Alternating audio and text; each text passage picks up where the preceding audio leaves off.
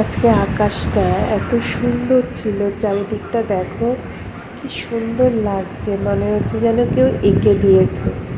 আর তার উপরে এই যে আমার গাছগুলো এত সুন্দর ফুল এসছে, আসলে মাঝে এত বৃষ্টি হলো তাই। আর লেবু গাছটা দেখো, ছোট্ট ছোট্ট লেবু ধরেছে।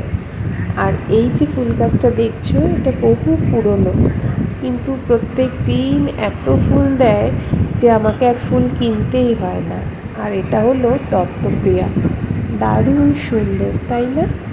আর এটা কি গাছ জানো? কামিনী ফুলের গাছ।